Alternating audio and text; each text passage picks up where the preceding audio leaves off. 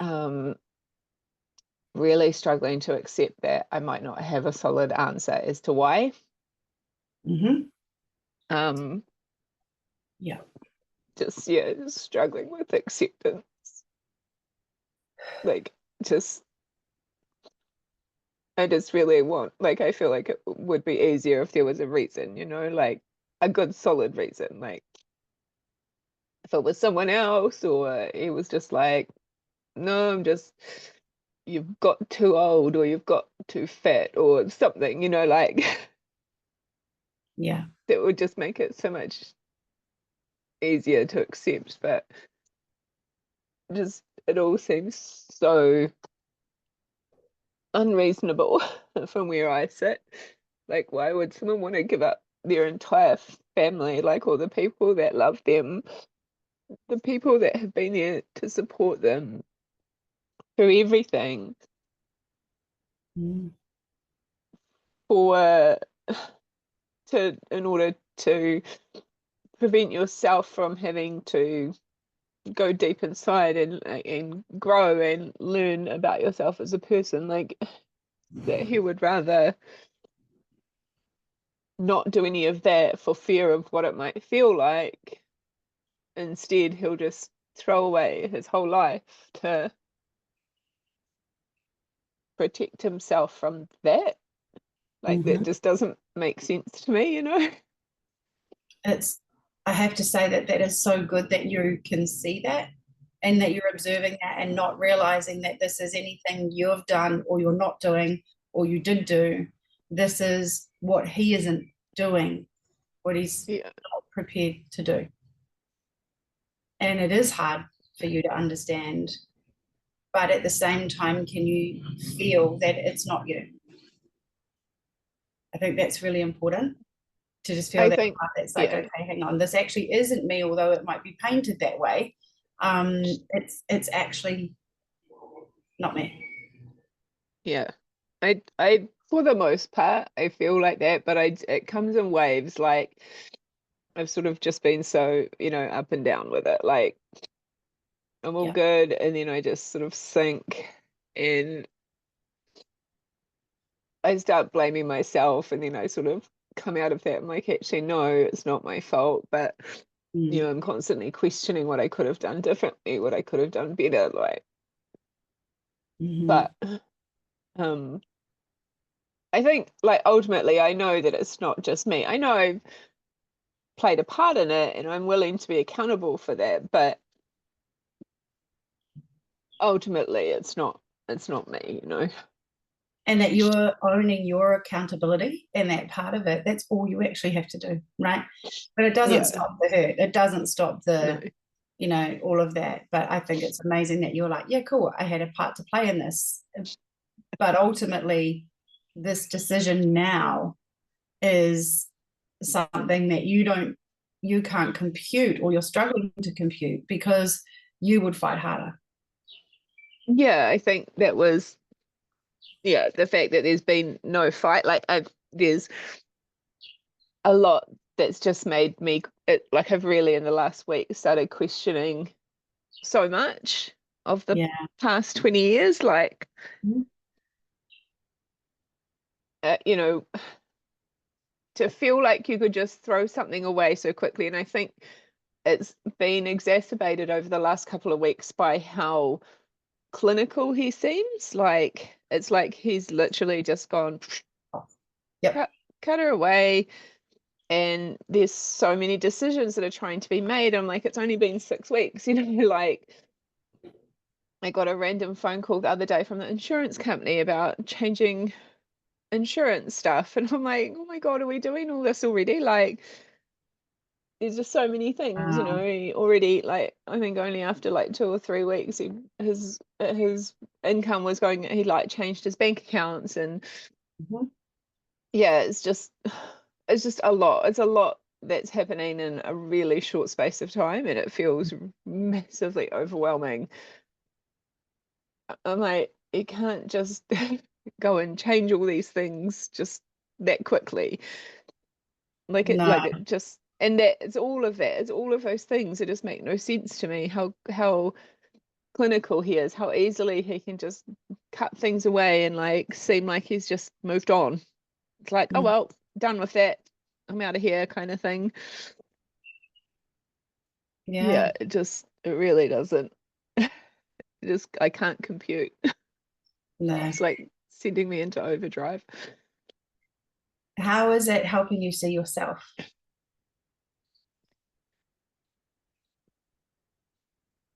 I don't even know right now. Like, I don't, everyone's like, oh, you'll be fine, like you'll cope with the kids. But I've never been worried about that part of it. Like, Done that anyway. because I've always done that. Like, Yeah, it's always been me anyway. exactly. It's it's more, everyone's like, oh, you're so strong. I'm like, I know that I am in that respect. Like, I know that I can survive on my own. I know that I'll be fine in that respect. It's more the, like I said, the questioning how he's seen me for the last 15 years, like since we had kids, and wondering what I've done. I think that adds to the confusion of not being able to have a direct answer. It's like, what is it about me that hasn't, that's made it not work? Yeah. Or is I it guess it what is all it comes about back him as around to well, this. right? Pardon? Yeah. Although there's a lot that you can look at for yourself, because we always can, and that's what we taught to do, is look at self, remembering that there's a lot there that he isn't looking at or taking responsibility or accountability for, and where you will, it's not likely he will yet, right? And this is vibrationally, he's not where you are. Yeah. That's not his fault. That's just where he is in his space. And what that means is he's got a different path and a whole lot of lessons to learn in it. And it feels like all the lessons are on you right now because you're the one literally left holding the children. Yet, the experience for him is actually where all the learnings are most likely going to be, right? Because this is his path he chose. Yeah. Chose it. And so, what I'm going to ask your sisters here to do is to drop some comments in the chat about what they would like to say to you, how they would like to offer their support. And I would like to also point out that almost exactly the same time, our beautiful Claire Bednall, who's in here, has been going through exactly the same thing. Oh. It's crazy. Like, there's so many people that are just in this exact same boat right now. Like, just probably the last 6 September, months. October, everyone's just gone boom, and But the truth is, when relationship collapses, the only option you have is relationship with self, and that's all you've got, right? That's all you've got to be able to manage is relationship with self. And we know that you're doing a good job of working on that. I wouldn't necessarily say the same for my brother-in-law. And I believe that, and at some point, babe, that has to catch up with them, right? That has to catch up with them. Yeah. And how it does is, it's hard to say it, but it's not your problem. And you've got to you've got to choose that path now and go, okay, what is it? And manifest it in. And I will say one thing, and that is right now, you have the ability to manifest whatever the heck you want for you, because the energies are massive. That 1111 portal was just intense and still is. So you have the ability to make the shift, but you've got to now allow yourself to make that shift within, where you go, okay, if this is how it is, watch me. Yeah. I remember my ex-husband saying to me, you're fucked without me. You won't have any money, you won't have anything. And my answer was, watch me. And I was earning more than him within 3 weeks. And it didn't go down well, right? And it's not about money. That's not the point. It's just that if you choose to do it differently. And maybe you get to realize the control that you were in, or the mannerisms that you've lived with that now you're not prepared to live with anymore. Then you get to do what you want to do. You get to choose a different way. Here we go. Here they come.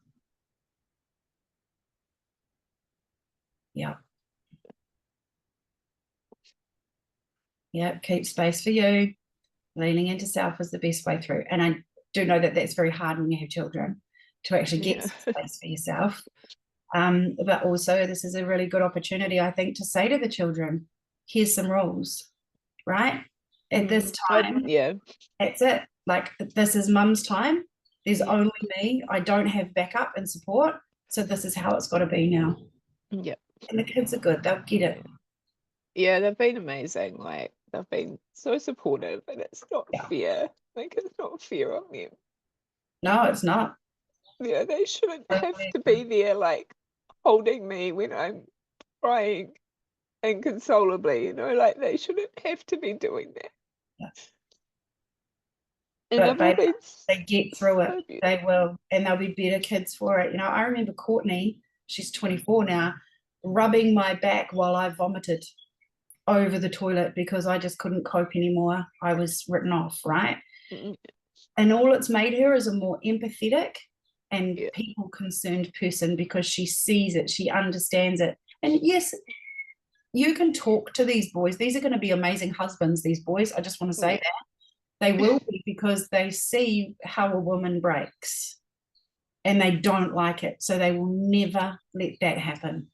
Yeah. Right. So we are breaking a cycle in so many ways here. And they are beautiful boys and very empathetic. Yeah. We got a text, I don't know if you know, but we got a text the other night from Noah saying, Mum's, no, it wasn't ugly crying, but it was something like that. Mum's crying really, really hard. And I said to Scott, what a cool kid. Like, he knew, we said to him, you reach out, and he did. And I just thought, yep, that's the makings of a very amazing young man who will go, oh, someone needs help, I'm going to act. Yeah. Yeah, he's good. He's and they've learnt that from you. Yeah. Yeah, I'm definitely owning that. Like, I'm not letting him take any of the credit for how cool our kids are, you know? No way. Well, he hasn't been there, so. No, it's definitely been all me, and I'm happy to take that one and be like, actually, our kids are fucking cool because I did that, you know? You chose yourself and I chose them. And that's why they've turned out the way that they are. Exactly. And I love that. Absolutely love that. And my children are living proof that they can do just fine. Thank you very much. Yeah. Without that leader, if that's what it needs to be, then that father figure, they can do just fine. Yeah. Yeah. Carmen wants you to accept her back in. She's exited. I can't see. I've got to drop this thing down. Yeah. There we go. There you are.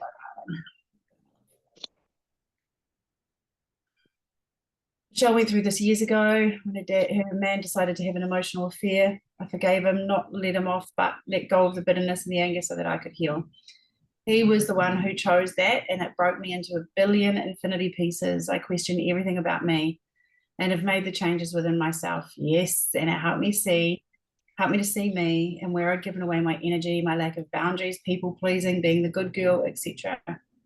I am the one who has really grown from his mistakes, and he has grown too. I found it was a lesson for my son in emotional support, and he is now an amazing emotional support for his girlfriend. I totally agree with that. There's growth in this for all of you. There really is. It is a really hard journey. It is. There's no denying that, but totally worth it. Rejection is redirection. Oh, I love that. Rejection is redirection. You might not see it now, but in a few weeks, in a few months, you'll be able to look back and see how far you've come. Sometimes we don't get the answers we would like, but his choices aren't about you, they're about him. It's not a reflection on you, but on him. And this will create a space for you to grow in new ways. Forging through fire. You'll come out the other side and you'll have so much support. That's so true. Carver says, sorry, my finger pressed the wrong button. And she wants to thank you for sharing. 34, 26, and 24-year-old kids are much better people from seeing the shit, the hurt, and the recovery from the breakup with their unfaithful father. And I have to agree with that, guys. And it's easy for us to say that, right? Because we're on the other side of it. And these girls, both Claire and Carrie, are in it right now, right? So it does make it a little hard to see that it is going to be okay, but it actually is. And eventually, what you may discover is that in time, the children see that for themselves. And, you know, I mean, you've witnessed it with my big kids, right? They were all about dad for years, and it was all about, got to go to dad's, got to go to dad's. And now they're like, who's he? Like, my dad's the guy with my mum that's been with her and raised us. And, you know, they see these things. They see when people are there for them. And that is something that those kids never forget that. And that's actually what's more important than anything right now, is being there for your kids, right? One thing I am really finding hard is the fact that he's like actually making an effort for the kids now. Yeah. And I'm like, why did you have to walk out Yep. in order to do that? Like, what? And it's just one more thing that makes no sense to me. It's like, why did this all have to happen? Why so much hurt and so much heartbreak for you to suddenly want to be involved with your kids and want to take, like, he's been taking Jesse golfing, he took 3 of the boys mountain biking on Sunday. Like, he never did that shit before. He would just get angry with them because they didn't want to go to surf club on a Sunday, or they didn't want to play the sports that he wanted to play.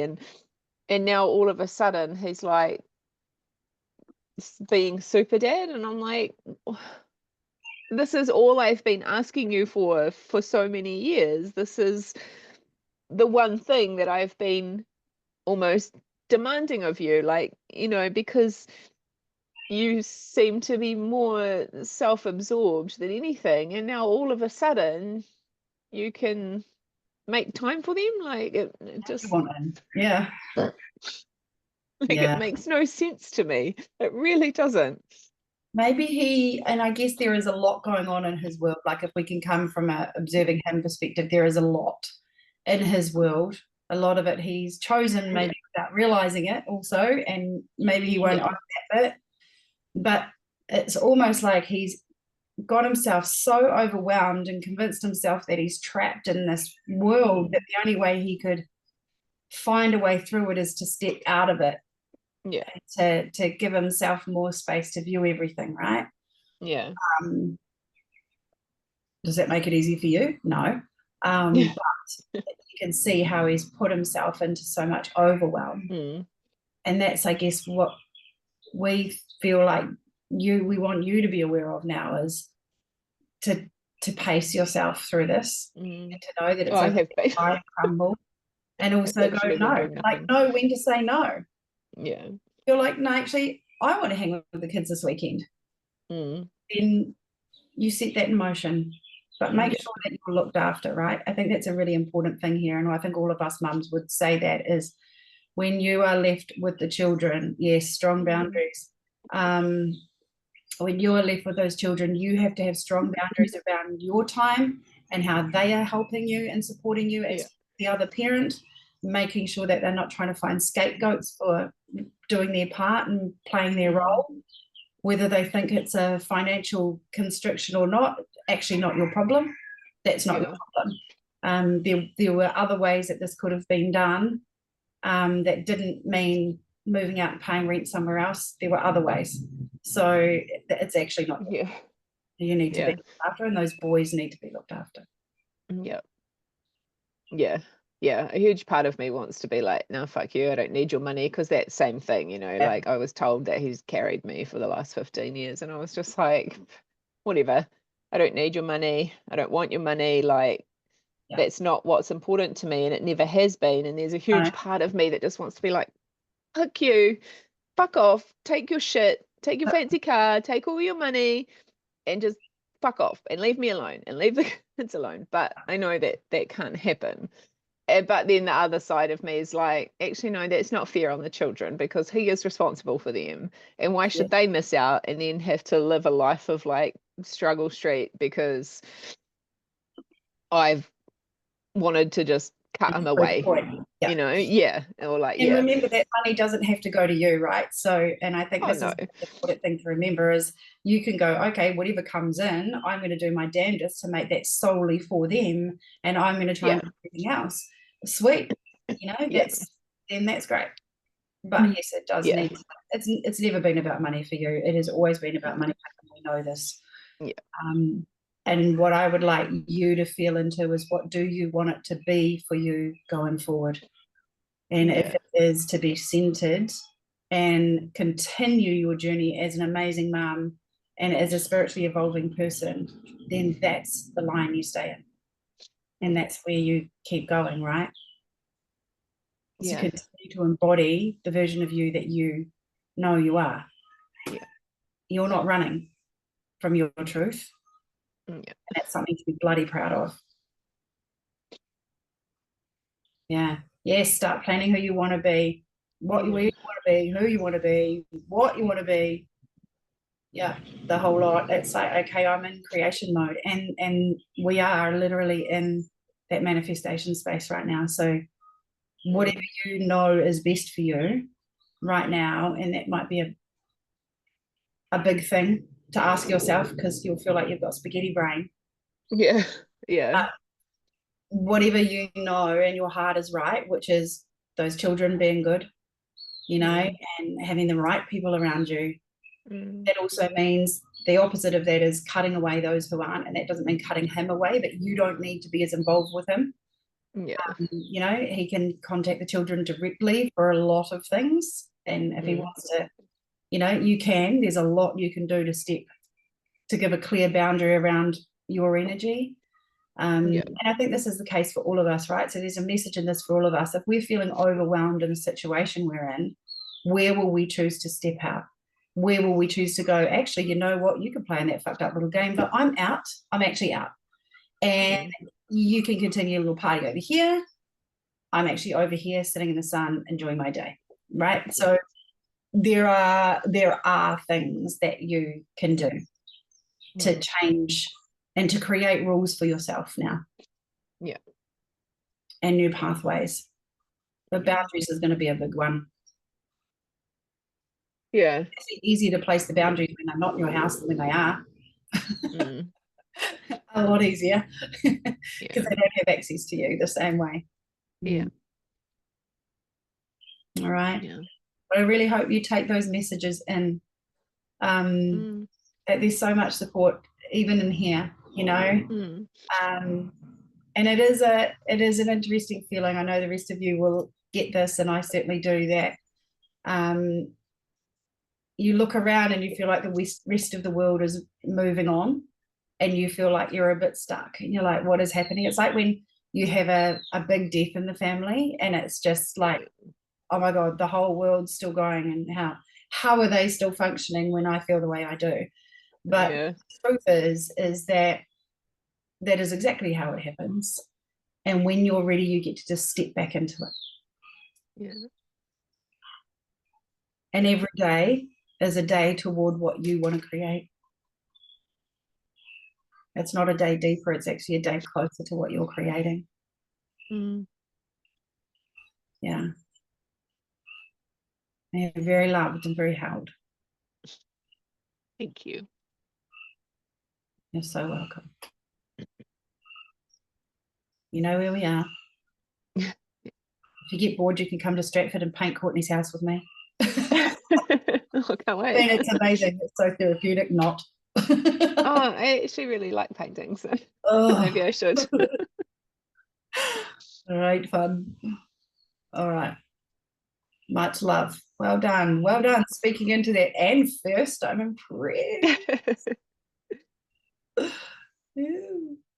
Okay. Oh, Akilil Gibran. I haven't got my glasses on, quote, not word for word, but the deeper the canyon grief carves out is for more joy to come into your life. I agree with that. I totally get that. It can be so deep you think you'll never survive, but actually it pulls you up into some new frequency as you rise. So yes, I totally agree.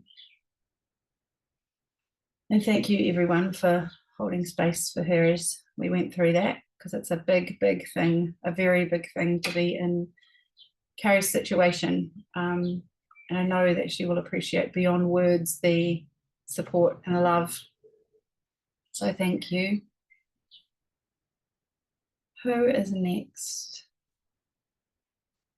I don't have all of you on the screen, so I'm assuming it's because some screens are turned off. Yeah, it must be. All right, jump on in whenever you're ready. Maybe we'll keep the theme going while we're in it. Yeah. I just How want to was that send you for so you? much love, Carrie, because I have a little bit of a sense what you're going through, but not to the same extent, because I don't have kids with my boyfriend. I've only been with him 3 years, but yeah, I feel for you. It's the uncertainty, and it's almost like you just don't get how they can just disappear like that when you're willing to show up and do the work, and you work at things, but they just go, nah, too hard, basket, I'm out. And it's like, wow. So Yeah. I really feel for you, my love. You're doing amazing. Just to even be on here and show up, So I agree. Yeah. could just be in bed like crying, which you're okay. It's okay to do too, of course. But yeah, I'm impressed you're here. And I'm impressed you're here because you've gone through it too, and you're going through it. Yeah. Watching your stories as you reclaim your inner world, and it's a beautiful thing. Yeah, I feel like I just need this connection right now. My friends, I'm just pouring myself into my connections with other people that are there for me, and into myself. I'm just doing so much self-love and growth. I can feel the growth. It's huge. But I've still got those waves of anxiety come up, and that not knowing, and when's he going to reach out? Because he said the last message he did send me a message a couple of weeks ago, but it's like, we will talk. But it's like, when and what is actually going on in your head? I'm like trying to mind read him, because he's just literally, he's kind of ghosted me since then. And it's like, wow. But I feel I'm so intuitively connected to him. He wrote this song about the golden thread, which was connecting my heart to his. And it was a beautiful song. It started from my kids, because I used to say to my kids when I dropped them for kinder, when they were crying, I'd be like, there's that golden thread, and if you need me, just pull on it. And I'll always be there for you. And I was kind of like, oh, you're not there for me anymore, but I can still feel the thread.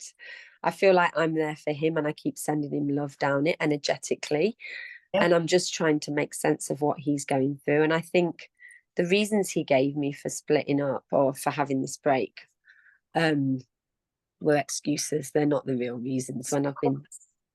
It was more about, he got scared and he couldn't cope. It was moving to the next level. And I've been intuitively tapping into what's going on for him. And he's got so much going on in his own world, with not speaking to 3 of his 4 kids. And he's got the court thing with his ex still, and going back to work. And I think he got overwhelmed and went, it's easy to just check out than deal with any relationship and Claire's family stuff and whatever at the moment.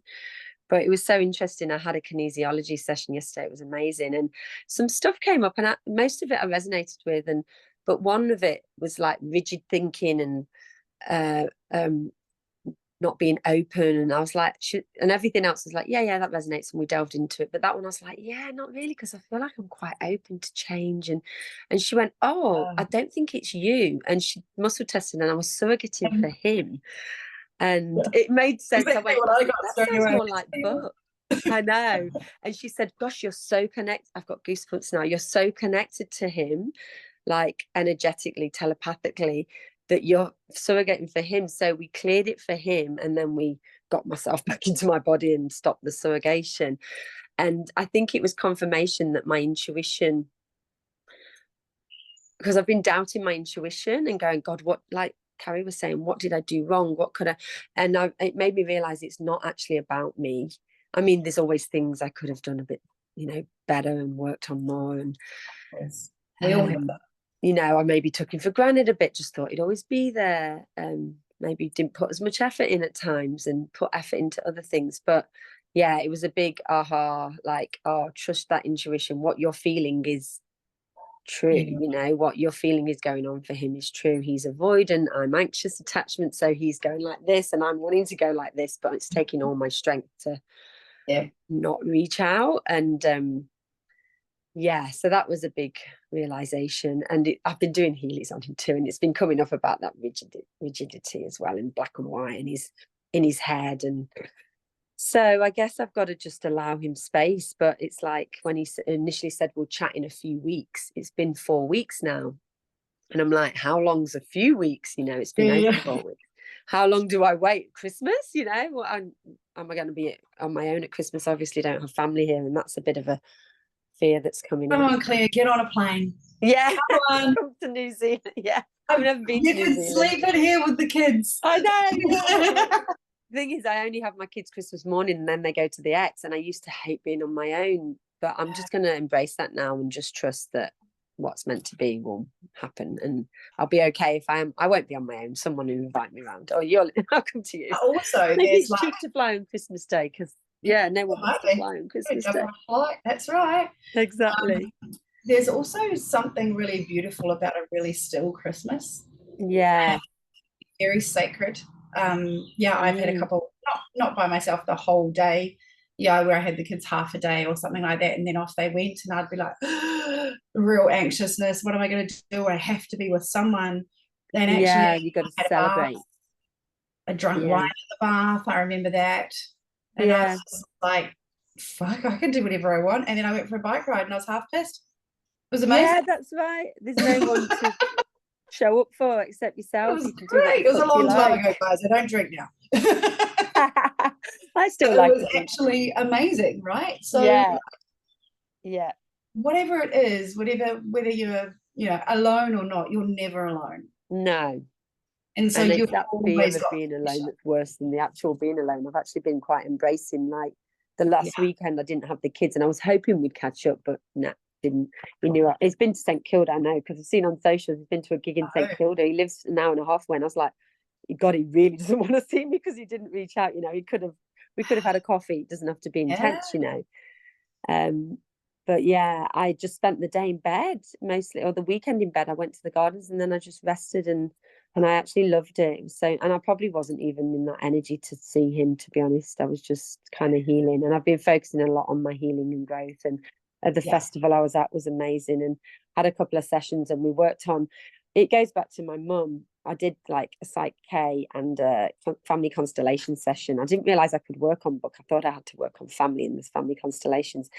But she said, if you'd have worked on book initially, we brought him in at the end anyway, but she said, if you'd have worked on him initially, it would have gone back to your mum or whoever in the family is causing this anxious attachment and some of these issues. So I feel like the ripple effect of that will roll out to him. But I guess part of me, the issue I've got at the moment, because I know he's coming back in some form, like even if it's just to chat and say, there's nothing, let's be friends. Because he was the one that was going, I don't want to lose you from my life. I want to be friends with you regardless. Like you're such a lovely person, and I want to have you in my life. I'm like, you want your cake and eat it, basically. But I don't want to lose him. But so I know we will talk. But it's like that anxiety of like, when will that be? What will that be? And I feel like I'm not quite ready to cut the cords, like cut the golden thread yet. But I feel like I need to detach, because that's when he's more likely to come back. You know, if I'm constantly thinking, I'm pushing it away almost. And I'm just working out how to detach, because I wake up and I think of him first thing, and I go to bed and I think of him, and it's constantly. That's because it's a primary stress, right? Yeah. It's a primary stress that's going to be the first thing on your mind. Yeah. Claire Decker said, would it help to cord cut from him, even just for now? And I do agree with that.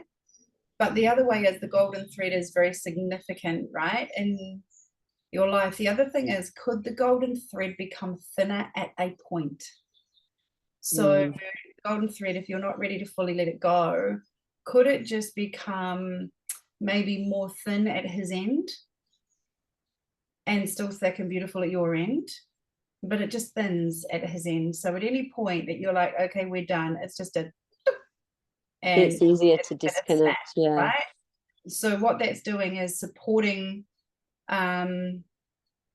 this anxious attachment part of you to Yeah. minimizing its attachment, but not creating any trauma by it happening too quickly. But could Yeah. the thread at his end begin to fray? Yeah. You see, because intuitively I feel that, I don't know, but in a few weeks I could be totally wrong. I feel he will come back. I feel he's not in a good place and he's missing. I don't know. I'm not bigging myself up here, but I feel that he will come back. So that's probably part of the reason I don't want to detach completely. But for my own good, I probably do need to, thin it a bit or fray it a bit, or right. And I just feel for him. It's so weird. Like all my friends are like, God, you deserve better. What a wanker. And I can't do that. I'm like, and I don't want to stick up for him because it is a bit off that he hasn't communicated. You know, I am disappointed, but I'm not angry. They're like, God, I'm Especially when you were on holiday, babe. Seriously, you're on a holiday. Yeah. I know that is a bit fucked, and it's a holiday that I invited him on, like a free holiday with Vidify, Exactly. and I know everyone's like, God, he's got a nerve, and I'm like, and he said he did it. He thought it would be easier if we did do this there because then he was there to hold me through it and all that. And I'm like, interesting take, because it's kind of harder to break up with someone when you're still intimate with them, and we were very much still together. And then when we left, it was like, wow, and it's like I had this shock. It's like, but we both said at the end, I love you, and I was like, I'm going to miss you. And he's like, I'll probably miss you too. And then they were the last words we spoke 4 weeks ago. We've had a couple of texts. I sent him a picture. My daughter drew a picture with the golden thread in England with a love heart, me and her. And it was beautiful. She's very artistic. My mum and dad sent it to me last weekend. And I sent him that picture.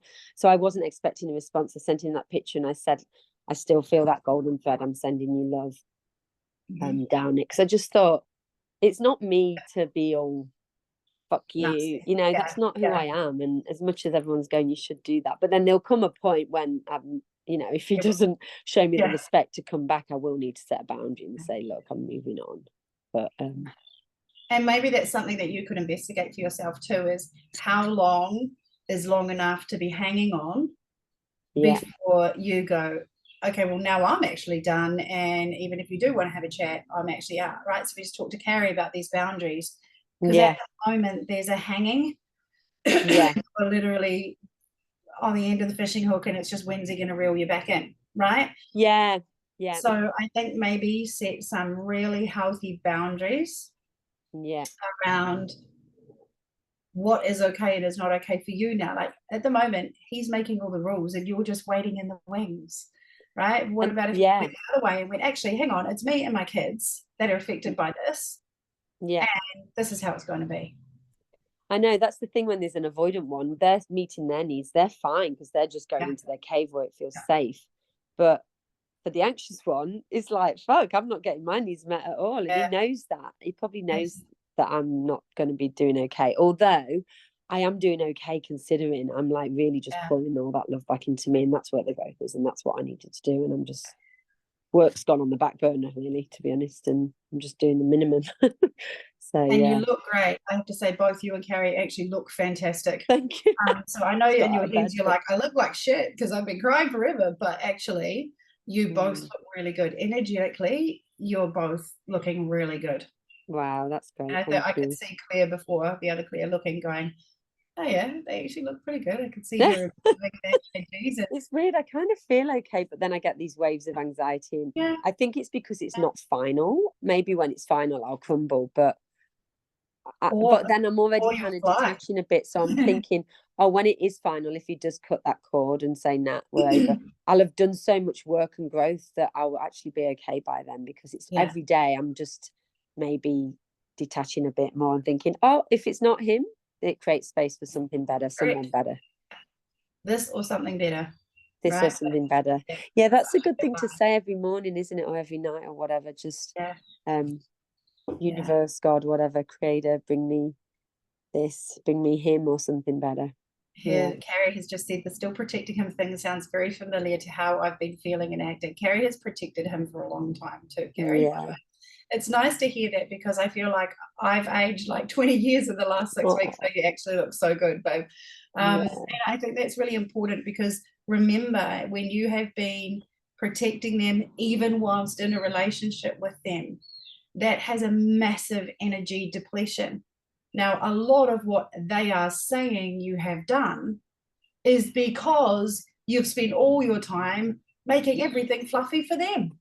Yeah, Now I that you lost don't have to myself. make everything fluffy for them, you can be with yourself and they can find their own fucking fluffy. You get to do fluffy for you now. And Yeah, it is a very different, this is men or women, right? And this isn't a man bashing session, John. no, You know, when you step out of a toxic relationship that maybe you didn't realize was as toxic as it is, when you yeah, step out, it's like doing a detox. yeah. Because I wouldn't have said it was toxic, but it was probably imbalanced. Like my ex-husband was definitely toxic, and I was like, God, I've done so much better this time. But there were parts of him that, yeah, weren't like a few friends have said, you know, he did talk over you a bit, and he was a bit critical at times. And I'm like, yeah, I think I had my rose tinted glasses on. He was a bit overbearing and controlling in some ways. He wasn't my ex by any means, but there were parts, and now I've been able to take those off a bit and go, yeah, there were things that he could have worked on too. But because I loved him unconditionally, I loved his soul. I saw beyond the 3D. I let that stuff go. Whereas he's very much in the 3D. He doesn't really do this spiritual work. He thinks I'm really woo-woo and out there. So I guess And he he's what can't is love he, a unconditionally. psychologist? He doesn't do that. I don't think. What's that? He's very medically trained, isn't he? Yeah. Yeah, and he's like, "Where's the evidence?" And I'm like, "Some things we just don't have evidence for yet. We just have to trust and believe." He always says, "You make judgments on your intuition. That's crazy." And I'm like, for me, that's the only way. I can't not be like that. And then I go, and then sometimes I bring logic in afterwards to confirm it. But and he's the opposite. He's very in here, and I'm very in here. So maybe we're not right. Although I feel like we balance each other. I don't know. I just still love him, and that will take a while to disconnect from. Yeah. I loved him for the good, the bad, the ugly, all of it, and he clearly didn't.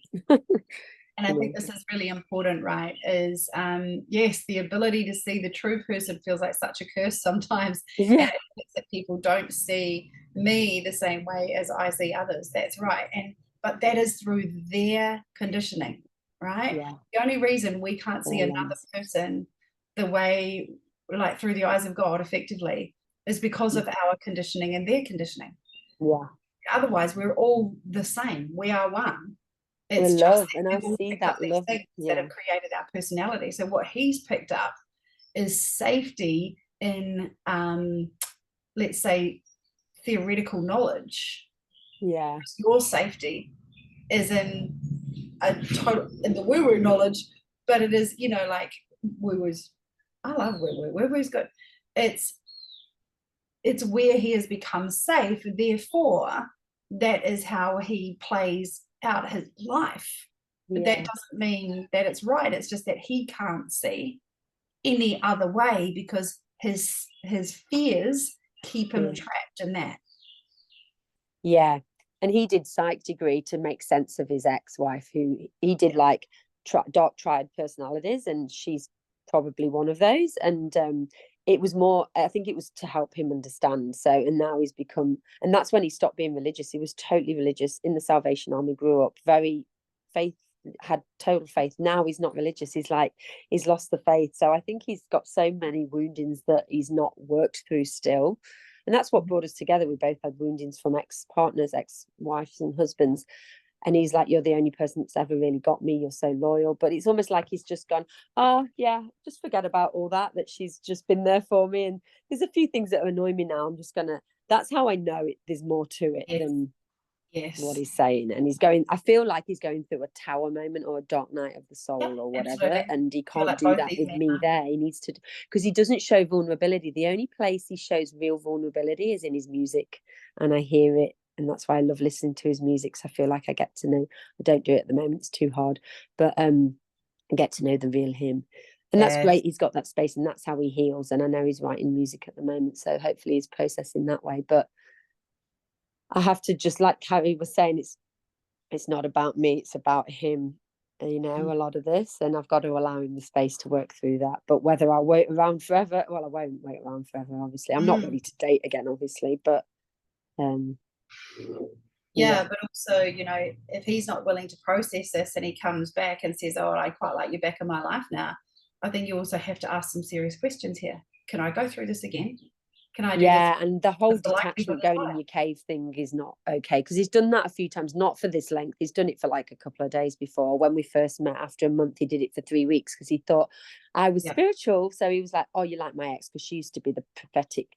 She used to give channel for the church and stuff. And he was like, oh, he put us in the same basket. But then he got his girls back. He was going through some stress around the girls again, and they weren't with him. And then he went, oh, that was a trauma response. She's not like my ex. It's just because there's that similarity. So he just need to do this to really figure out.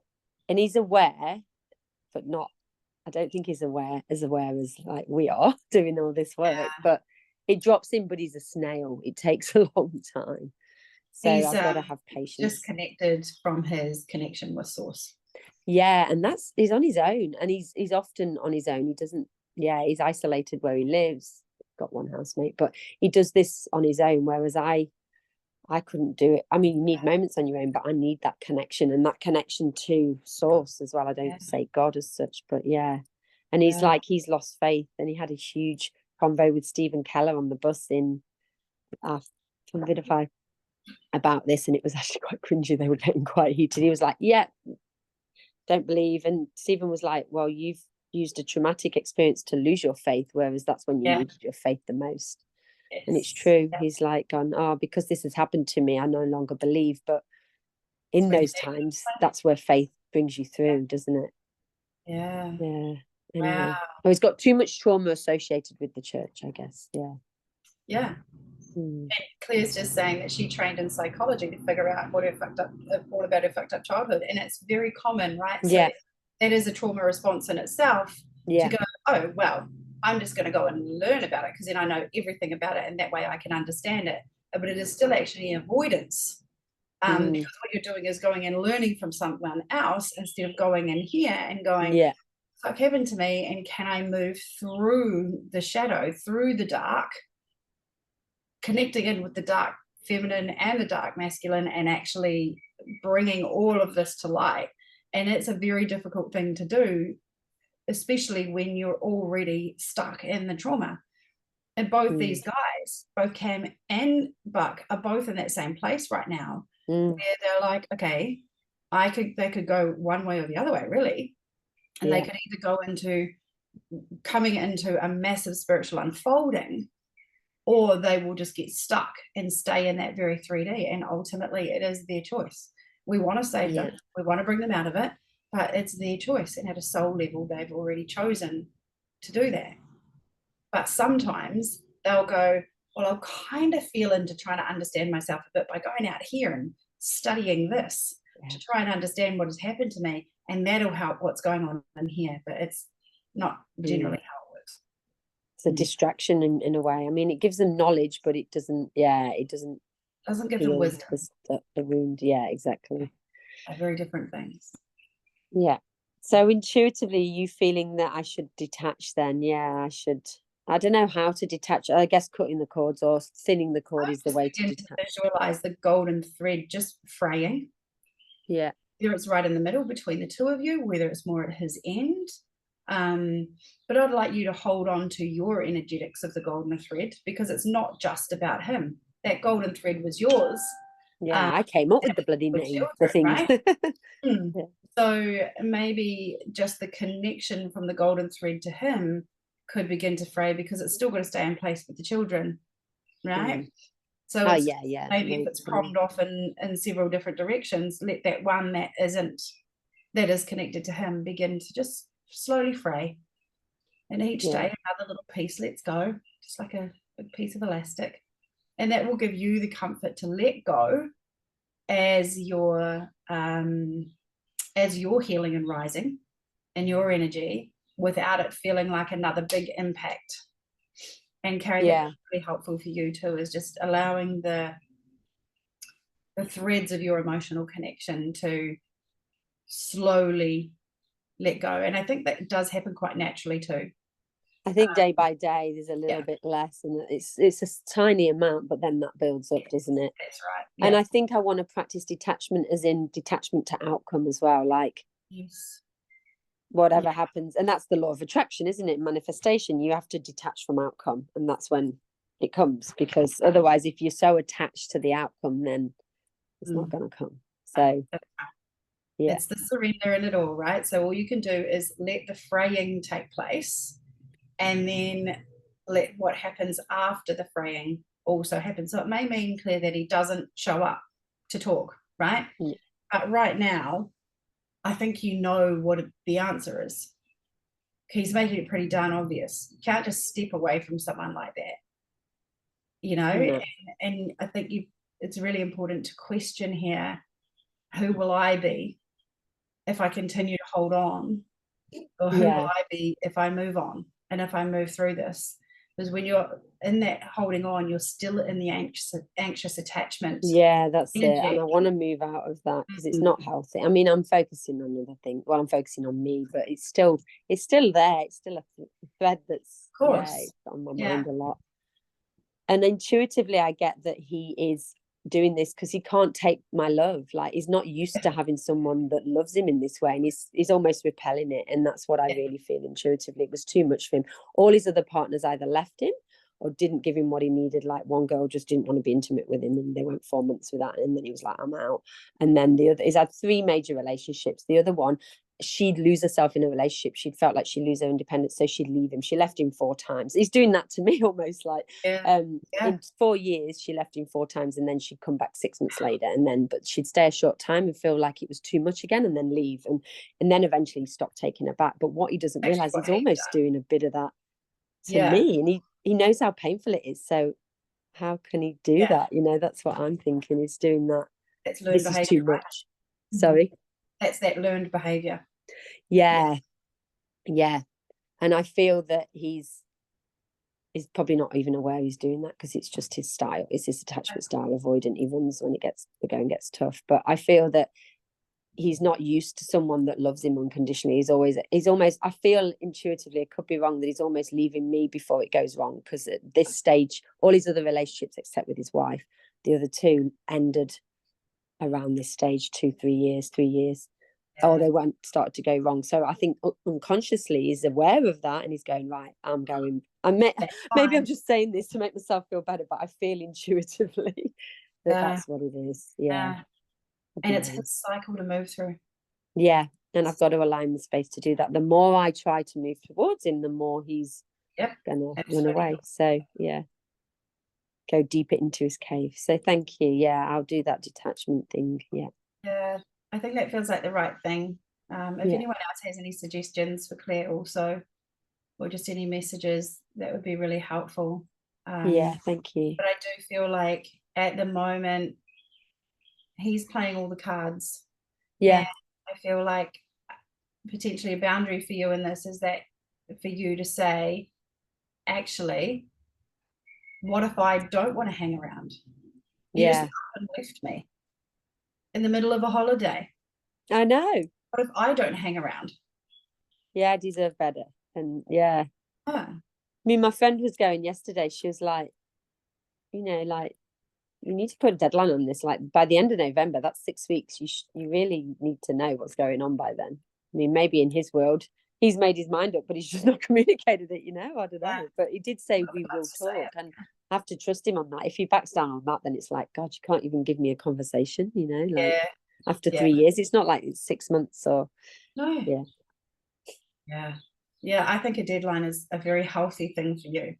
So if I don't hear in the next week or so, I think I'll say, look, can we have a chat by the end of the month? On the plus side, I've been offered some amazing things. An invoice, it's like the more love I've been given to me, the more magic's showing up. I don't know if you saw my post, but an invoice that was outstanding and was going to be paid off over 12 months, like a bit each month. They just decided, like, while I was at the festival, they called me saying, is it okay if we pay it off now? We're going with a different provider. We need to just close everything. And I was like, oh my God, yes. And then I got offered a free ticket. I've got to buy my flight, but to a Gold Coast event with Mag Minds, just because I've bought all their stuff in the past. And that would be worth a few $1,000s. So like stuff starting to show up. The girl who was staying in my flat and refused to pay. She started to pay on a payment plan, $25 a week, but still it's better than nothing. So abundance and things are starting. I'm open to receiving more, and there were blocks there before. So there are good things showing up in other ways. I got 5 people sign up to Vidify in 2 weeks, like, which I've not had. Oh my God, how amazing. Ever. Yeah. Like, and they all just came. That was kind of started in Bali. They came as soon as me and Book started to disconnect. That's when it's weird, like around Vidify, that's when the energy flowed, because he's a bit anti-social selling, even though he loves the product.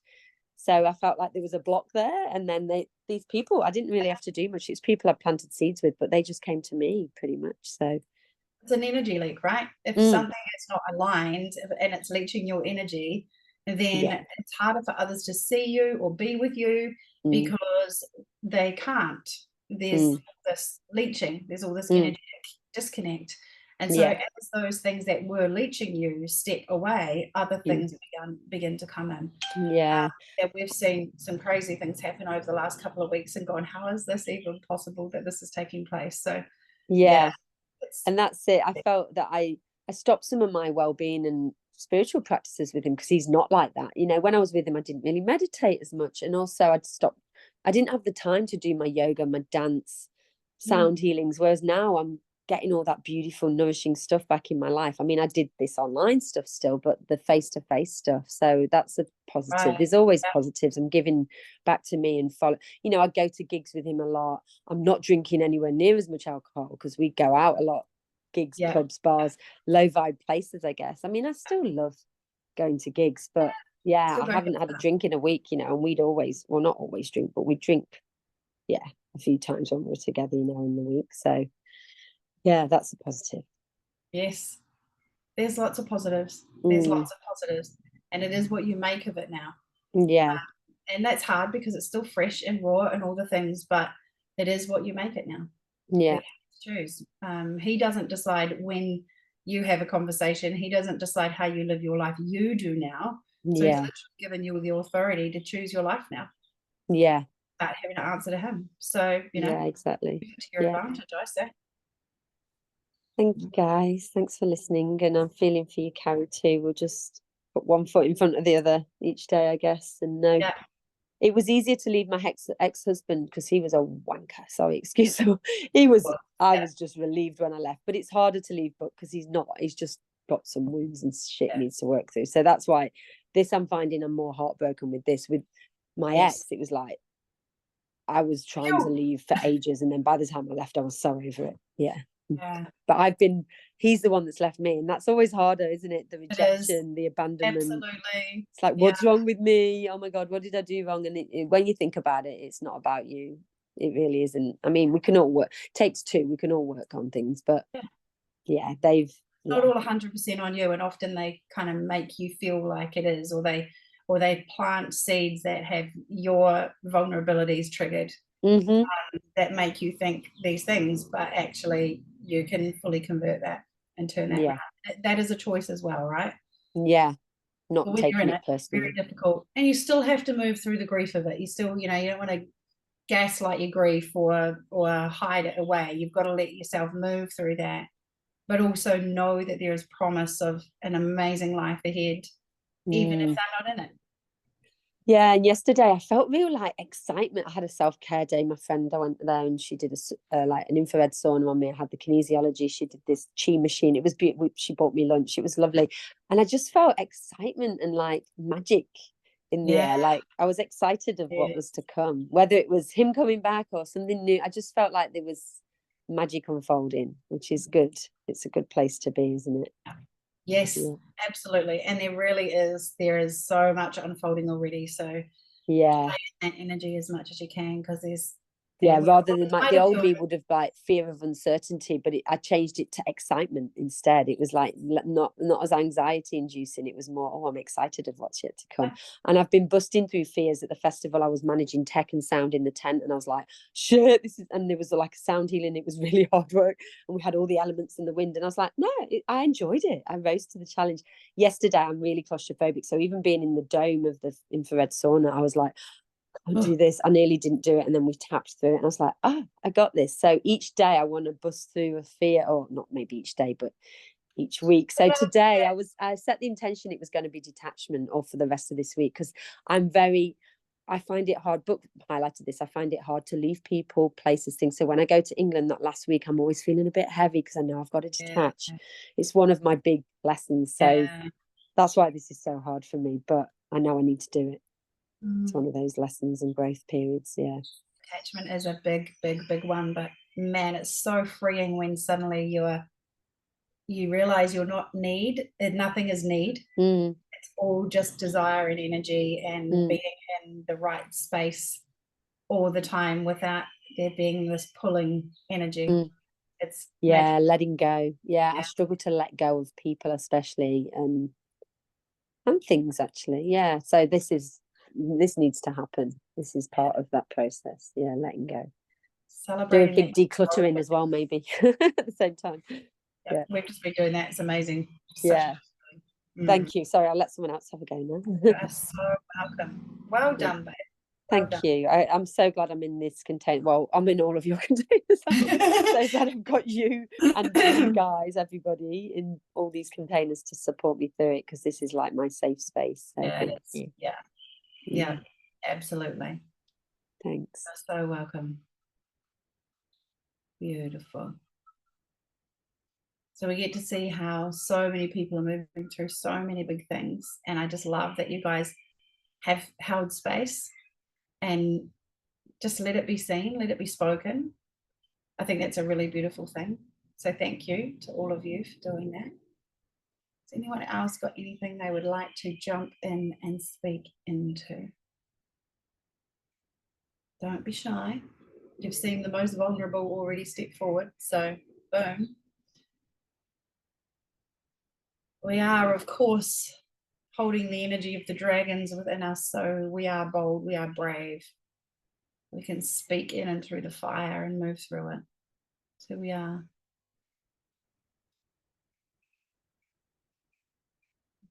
See if anyone else has anything. Where's my phone dinging like that?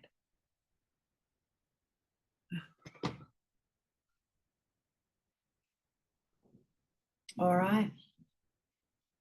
Well, if that is the end of our totally feel that clear, whether he steps up or whether someone new comes in. Yeah.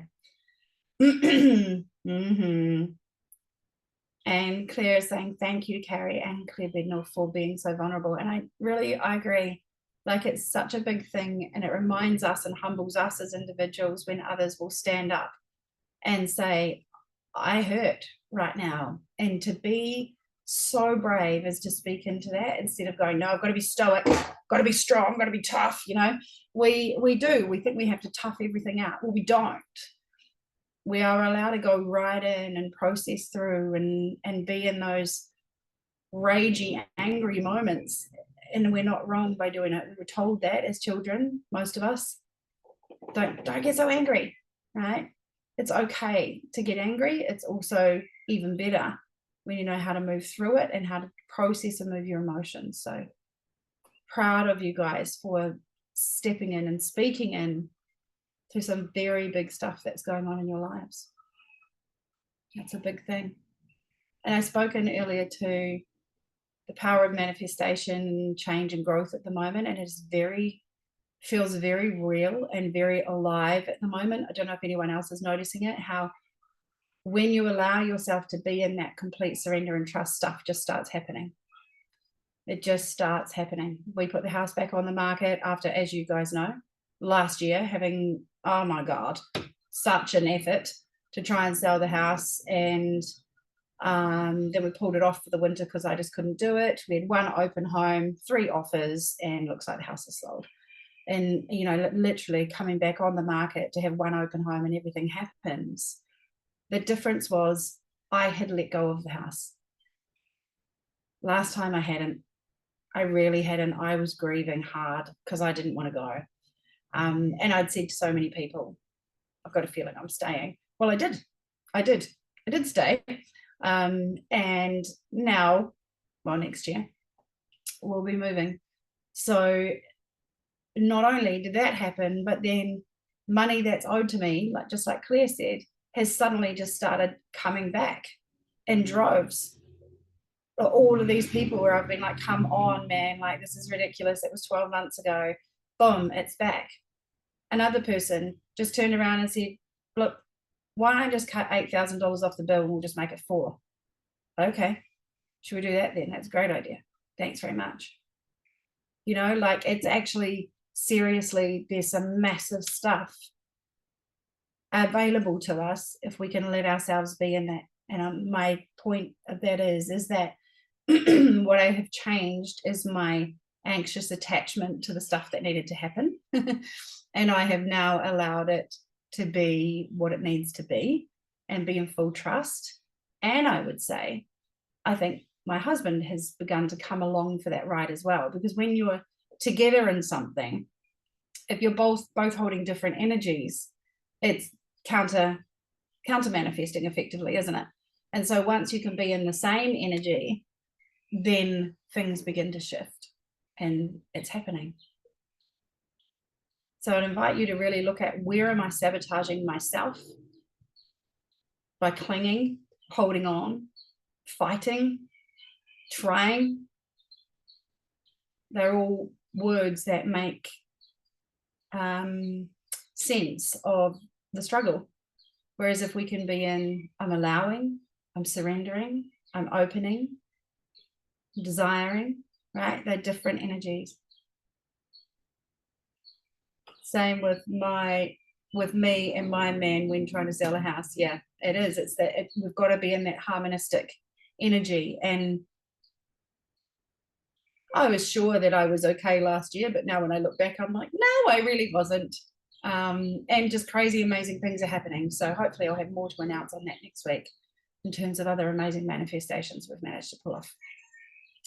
The next one is a $100,000 reduction on the house that we want to buy. So let's see if that happens. It's coming. All right. So we'll bring the session to a close today. But what I'd like to do is just invite everyone just to ground in, because there was a lot of emotion in that. Just give yourselves a moment to ground your bodies in and down and breathe. And to remember only who you are. Not who they painted you to be. Not how their actions may have encouraged you to feel. Who you are. And call the Akoiya to stand around you.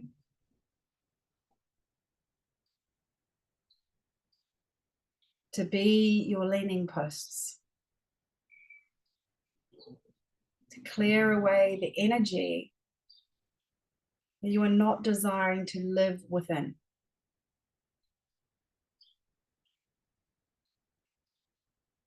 Promise yourself more stillness, more connection.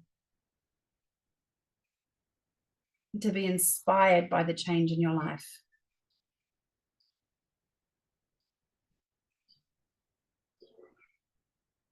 To be curious about what life is creating for you. And surrender to the outcomes. Big, deep belly breath in and out. As my daughter taught me this morning, breathing in the roses. And then blowing out the candle.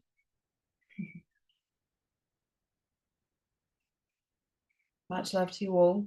Remember, the group is there if you need it. Use it. It is open and available to you. Look after yourselves. We're in massive surges of energy again. Today is supposed to be massive energetically, so let the love wave move through you. Okay? Much love. See you soon. Bye.